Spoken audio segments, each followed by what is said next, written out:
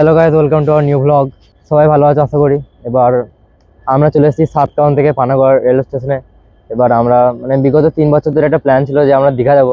তো অনেক সমস্যার কারণে যাওয়া হয়নি, কিন্তু ফাইনালি এবার যাচ্ছি। অতি নিম্নচাপের মধ্যে বেরিয়ে গেছি আমরা।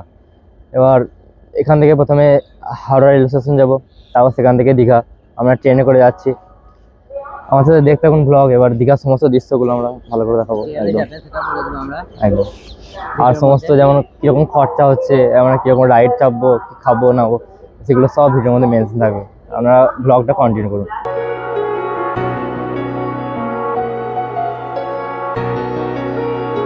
গাইস আমরা ট্রেনে উঠে পড়েছি, দেখি কত কি টাইম লাগে যেতে হাওড়া পৌঁছাইতে।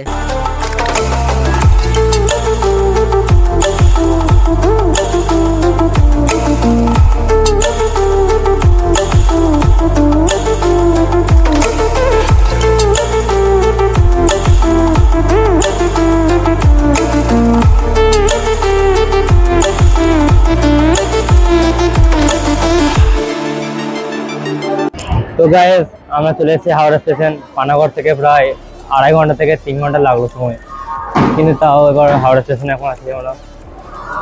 এবার এবার বিকাল 3টের সময় দীঘার ট্রেন আছে। এবারে তাও পৌঁছতে পৌঁছতে তাও সন্ধ্যা 7টার মতো হয়ে যাবে। এবার আপনারা আমার সাথে থাকুন, ব্লগটাকে এনজয় করুন একদম ভালো করে। এবার এখন এখানে 3 ঘন্টা, তো এখানে এখন কটা আছে, 12টার মতো বাজে। এখন এখানে 3 ঘন্টা কাটতে হবে, তার মধ্যে লাঞ্চ করবো, দিয়ে কিছু ছোটোখাটো অ্যাক্টিভিটি আর একটু ফুড করবো হালকা হালকা। তারপর দেখা হচ্ছে আবার ট্রেনে। আমরা লাঞ্চ করতে যাচ্ছি হাওড়া ব্রিজের ধারে রেস্টুরেন্টে, দেখি কি পাওয়া যায়। আমরা এখানে হালকা করে সবজি ভাত খেয়ে নিলাম, দিয়ে চলে গেলাম। তো গাইস, আমরা এখন হাওড়া স্টেশনে আছি। তারপর আমরা এখান থেকে আবার দীঘা ট্রেন ধরবো। আর দুটো ট্রেন আছে, এখানে আছে হাওড়া। এখান থেকে যাবো ডাইরেক্ট এখানে এখন দীঘা দিয়ে তারপর তোমাদেরকে দেখাবো। এখানে আমরা এখন লাঞ্চ করে এলাম।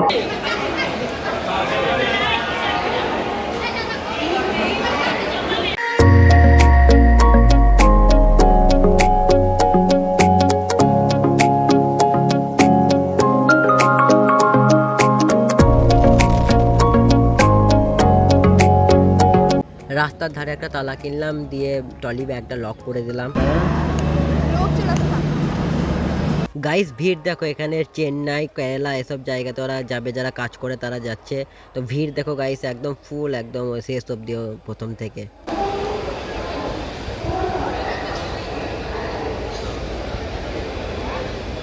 গাইস, আমরা দীঘা ট্রেন ধরে নিয়েছি। এখন এবার ছাড়বে, তারপর যাবো আমরা পুরো দীঘাতে ডাইরেক্ট যাবো। এখন 3:23 বাজছে। তারপর আমরা এখন 6:30টার সময় পৌঁছে যাবো। 6:25 টাইম করে দীঘা পৌঁছে যাবো।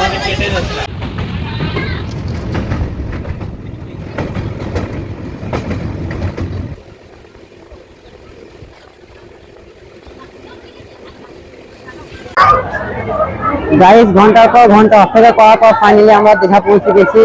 অনেকক্ষণ ট্রেন ছিল যাচ্ছিল, আস্তে আস্তে ট্রেন যাচ্ছিল। তো ফাইনালি এসে পৌঁছালাম 7:20 এরকম বাজছে এখন। এই টাইমে পৌঁছাইলাম। আমরা এবার যাচ্ছি টোটো করে নিউ দীঘা, সেখানে গিয়ে রুম খুঁজবো, দেখি কত কি নেয় রুম ভাড়া কত নেয়, তো দেখি যাই। তো অনেক খোঁজাখুঁজির পর এখানে রুম পেলাম, তো কোনো জায়গাতে পাওয়া যাচ্ছিল না, সবাই বলছে বুকিং আছে। তো এখানেই পেলাম লাস্টে। তো এখানে 2500 টাকা নিল এই রুমটা একদিনকার।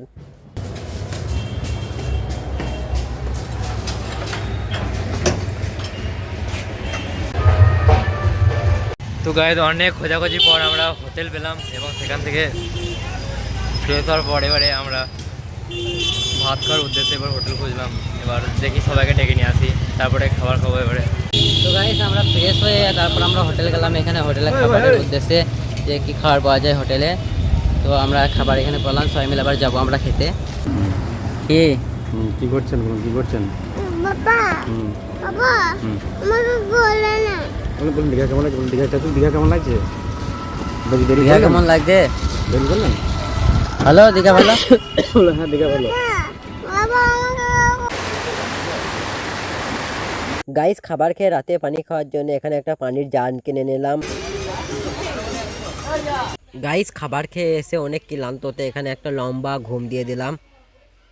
সকালে খাবার খেয়ে আমরা সমুদ্র দেখতে বেরিয়ে পড়লাম।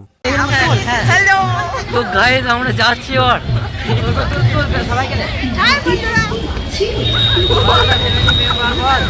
এগুলো ফ্যামিলি মেম্বার আমরা সব নিয়ে এসেছি, মানে এবার মানে যাচ্ছি, এবার দেখা যাবে আমাদের সামনে আছে সমুদ্র, কারণ অনেক লোকই যাচ্ছে আর আবহাওয়াটা এখন ঠিকঠাকই আছে মনে হচ্ছে এখন, মানে বৃষ্টিটা কমলো আর আমরা বেরিয়ে পড়লাম।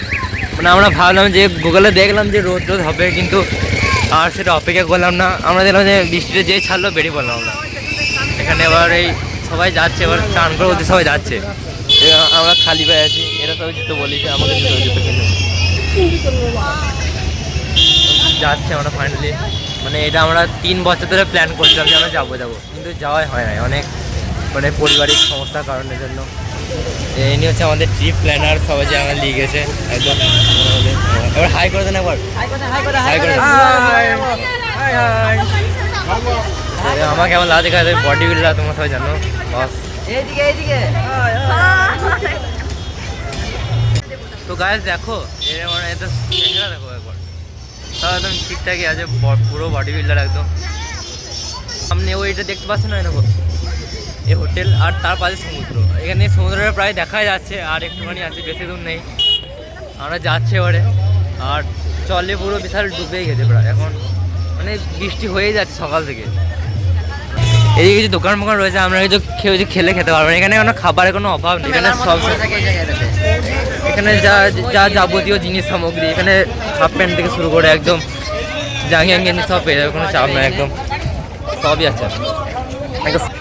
এখানে মন চাইলে সানগ্লাস নিতে পারে, কোনো অসুবিধা কিছু হবে না। আচ্ছা ঠিকই আছে, আমরা যাচ্ছি। মেলার মতনই পড়ে থাকে সব ভিড়। নির্মল দাস। আপনারা এই নিউ দীঘার বিচের কাছে এই কাকার কাছে আসতে পারেন, কাকার নাম হচ্ছে নির্মল। বললাম তো এখানে ডাবে দোকানে ঝামেলা লেগেছে আমাদের ব্লগার গুলোকে দেখে, আমাকে কিন্তু আমরা তাকে যে পাত্তা না দিয়ে আমরা চলে এলাম এখানে। আমরা মানে বিচের একদম কাছাকাছি, পুরো একদম বেশি দূর নেই, আর 4-5 হাঁটলে বিচ গায়ে। তো দীর্ঘ অপেক্ষা পর আমরা যাচ্ছি। একবার ভিড়টা তো গাইস,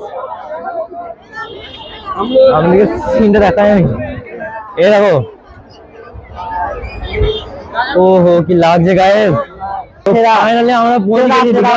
এবার আশা করি আমাদের ভালো লাগছে, আমাদের মানে প্রথমবার দেখলাম, আমরা ওখানে যাইনি এরকম সমুদ্র। সকাল দিকে অনেক ঢেউ আসছিল, এখন মিনিমাম আমাদের জোয়ার হয়েছে। আমাদেরকে জুম করে সিনটা দেখায়, দেখুন গাইস একদম মানে ওই পাহাড় থেকে শুরু করে একদম পুরো দীঘা ছে মানে লোক আর লোক, আর এদিকে লোক এখন এসেই যাচ্ছে। আর সব এখানে আমার বন্ধু চলে এসছে, এবারে আমরা চান করবো, এবারে চানের ভিডিওটা আমরা দেখিয়ে দেবো, কোনো অসুবিধা কিছু নেই। সমুদ্রতে এবার যাচ্ছি আমরা, খুবই মজা লাগছে এখানে। আজকে এইভাবে প্রচুর ভিড় আজকে।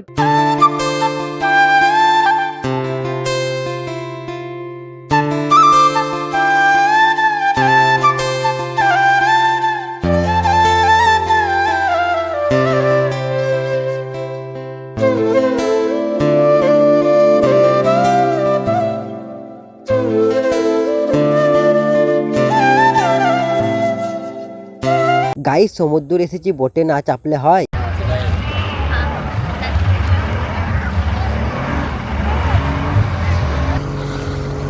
এই পানিটা কত সুন্দর, এই পানি নীল করা আছে।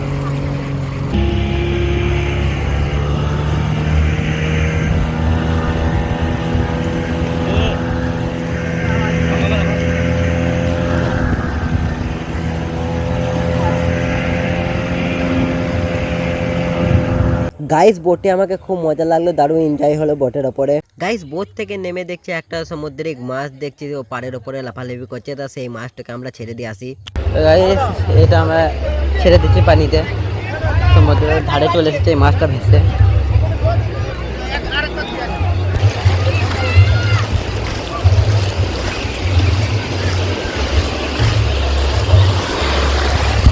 গাইস মাছটা ছেড়ে দিলাম এখানে, চলে যা ছেড়ে দিলাম মাছটাকে। এবার আমরা গা ধুবো, এখানে মাছটা ছেড়ে দিলাম, এবার আমরা সমুদ্রতে গা ধুবো। চারিদিকে ভিড় এখন দেখতে পাচ্ছি, ঢেউ আসছে, তা মজা লাগছে। তা দেখি আসছে সবাই, আসো একসাথে গা দেবো আমরা।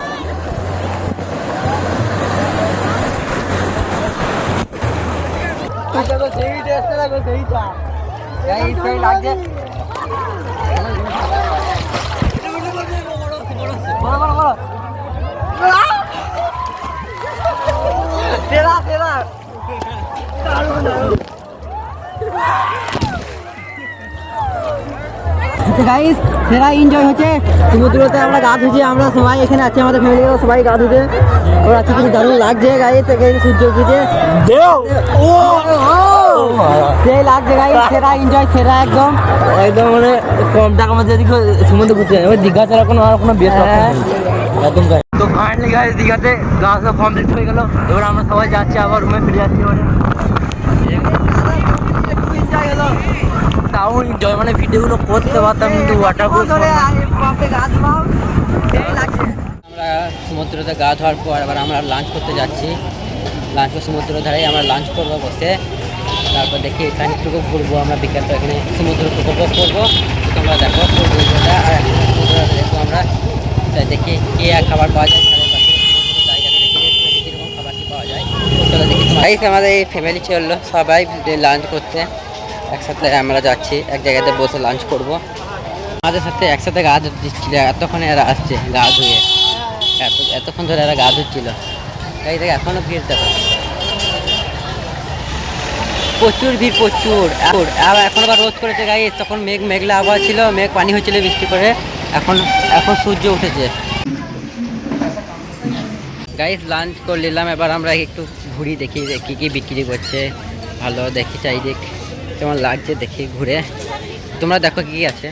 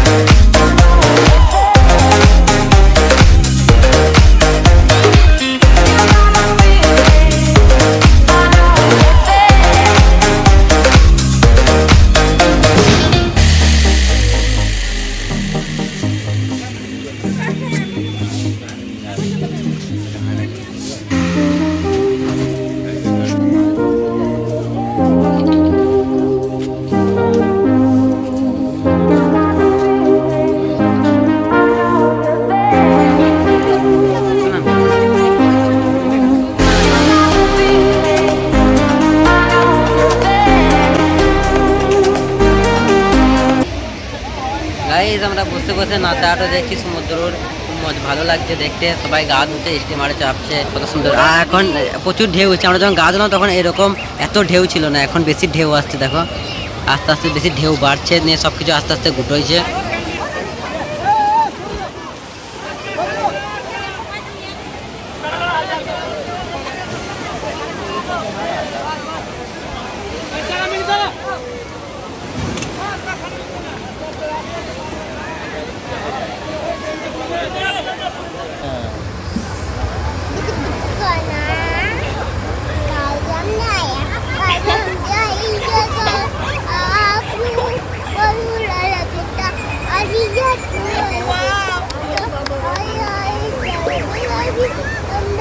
भीड़ लगी डमरू बजा कालू का भालू नाचा